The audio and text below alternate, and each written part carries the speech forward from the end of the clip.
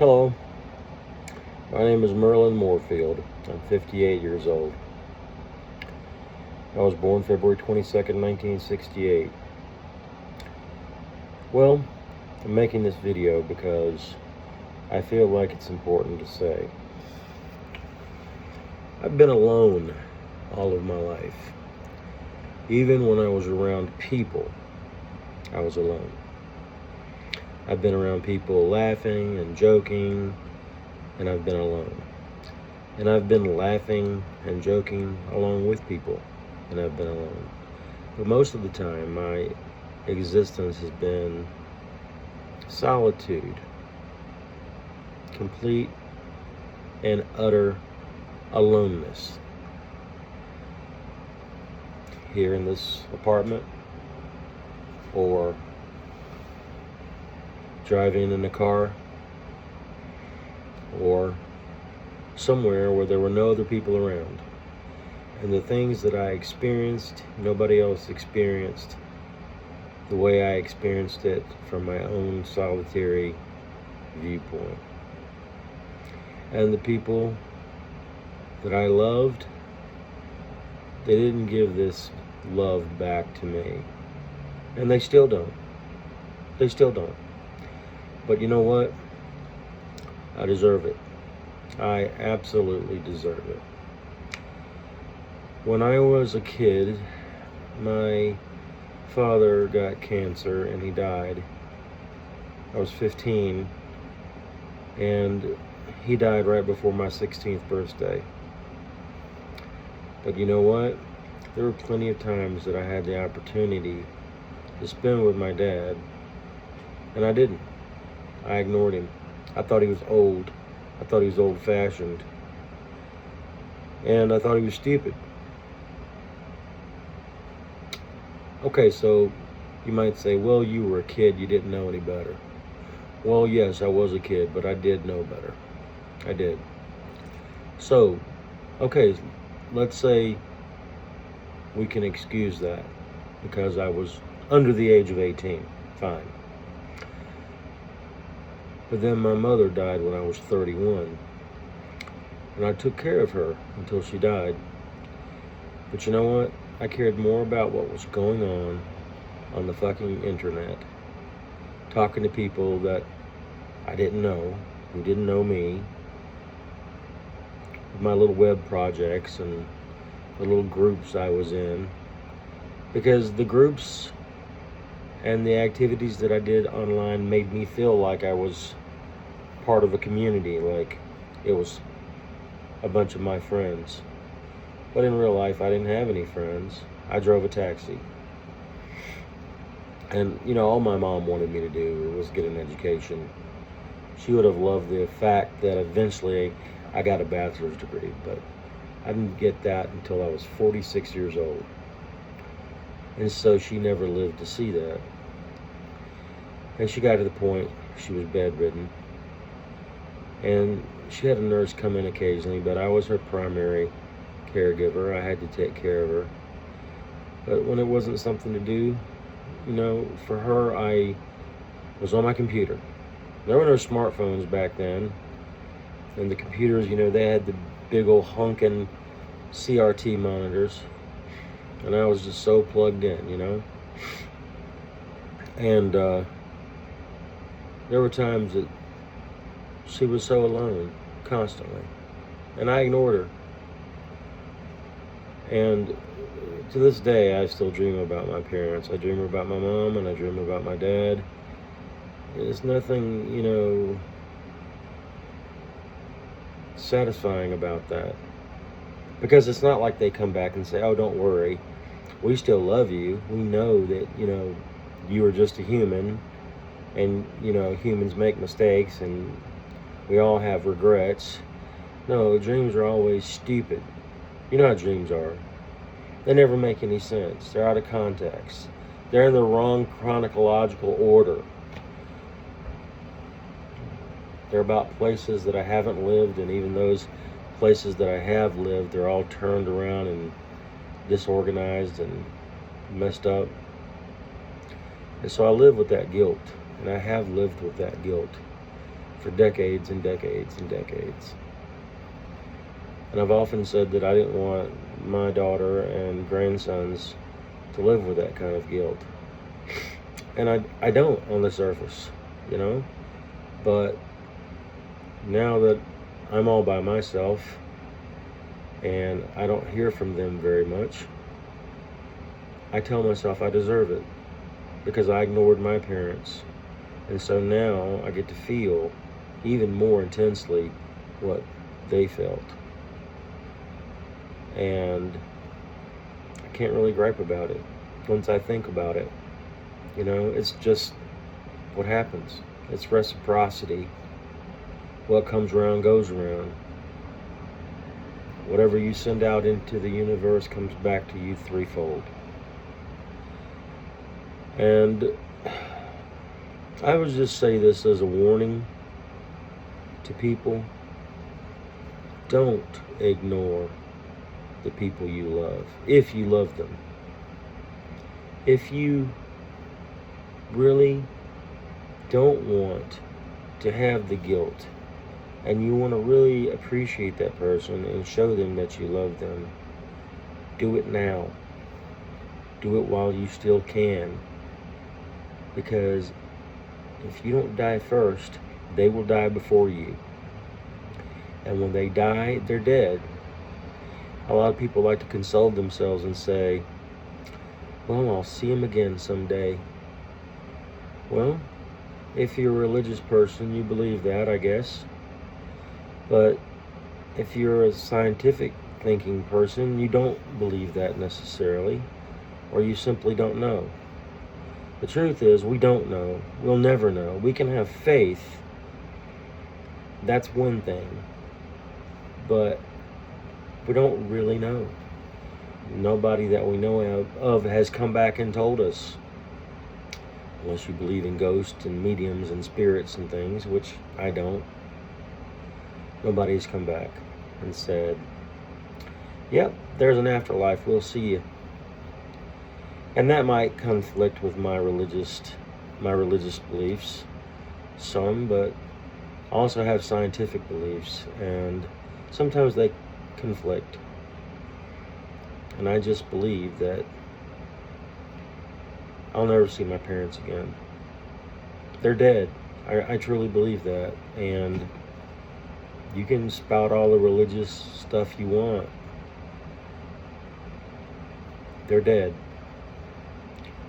And they're never going to come back and say, oh, don't worry, we understand. You didn't mean it. We still love you. On my mother's deathbed, she couldn't talk. But she had the biggest look of disappointment in her face as she died when she looked at me. And I'll never forget that, because I let her down in so many ways. And I think if my father had lived, he would have been let down too. I feel like my life has been wasted. I've done nothing with it. Yes, I managed to go to college finally and get a bachelor's degree, which I was very happy to do, but it has done me no good. I'm still an Uber driver who's disabled. And if I didn't have the ability to drive, I wouldn't be able to do any kind of work. I would be at the mercy of whatever there was. And I'm not a help to anybody. And as a result, you know, I know when I die, I won't be remembered. I'm not leaving any mark. I'm going to continue living until I die. I'm not going to do anything to take my own life away from myself. There are people that I love, and there are people that I love that I cannot help. And there are people that I love that I can help, and I do help. But in all honesty, there's nothing that I do or can do that will ever change a damn thing. My life is basically over.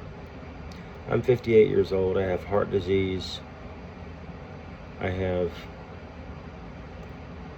coronary artery disease. I have diabetes. I have hypertension. Diabetes comes with its own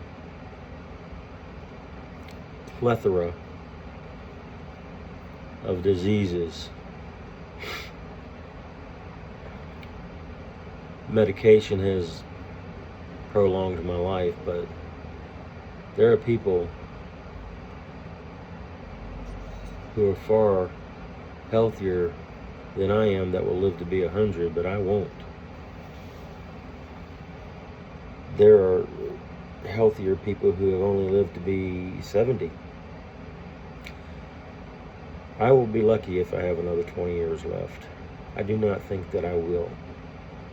I have nothing to leave anybody. I have no assets. I have no life insurance.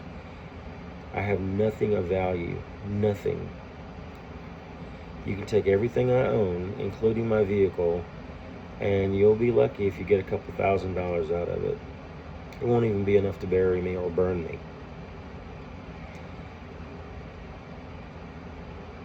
I will probably have to be buried at the expense of the church. So, I don't know what to say other than that. I just felt it was necessary to make this video. I don't know why. I sometimes feel sorry for myself, and it doesn't matter if I do or not. It's not going to change anything. So I'm just telling the truth. And the only thing that I know to do is give you a warning, whoever you are, that if you're ignoring your parents, if you're ignoring your grandparents, if you're ignoring the people that you love because you're so absorbed in your own life and your boyfriends and girlfriends are more important to you than your family, or your job is more important than your family, or what you're doing on the internet is more important than your family, then stop and think about it. People don't want to talk about death. They say it's morbid. And it is. But it's the truth. People die. They die suddenly. They die in explosions. They die in airplane crashes and manufacturing plant explosions and car accidents and flesh-eating bacteria and plagues and rabid bunny rabbits and all kinds of terrible things. And we don't think about it till after they're gone. School shootings, church shootings, grocery store shootings. You could go to Target tomorrow and get killed, and your life is over. And hopefully you will have accomplished something in your life. Hopefully you showed everybody that you love them, not just told them. You can tell somebody that you love them over and over and over, and that doesn't make a damn bit of difference. You can be somebody like me that just talks too much, and people, oh yeah, and then they walk away, and they're thinking you talk too much, and I'm thinking I talk too much. But the reality is that there's nothing that you can ever do that's going to change anything that happened. Why? Because unless you write a book or make some great discovery or contribute to the health and well-being of mankind in some way, I should say humanity, not mankind. I forget, that term is a little outdated. Nobody's going to remember you except your immediate family and friends, and then they're going to die. And then somebody might say, well, remember Uncle Jack? Yeah, 50 years ago. Wait a minute, what did Uncle Jack do? Uncle Jack didn't do shit. He died. And then 100 years from now, everybody goes, oh, that's such a long time ago. 100 years is nothing. It's a blink of an eye. It's the blink of an eye. One minute you're here, the next you're gone, and then time doesn't matter anymore. Time has already happened. We're living through it. So as we pass through it, it seems slow, but then in retrospect, it seems like, wow, that went quick. So 1,000 years is nothing. 1,000,000 years is nothing.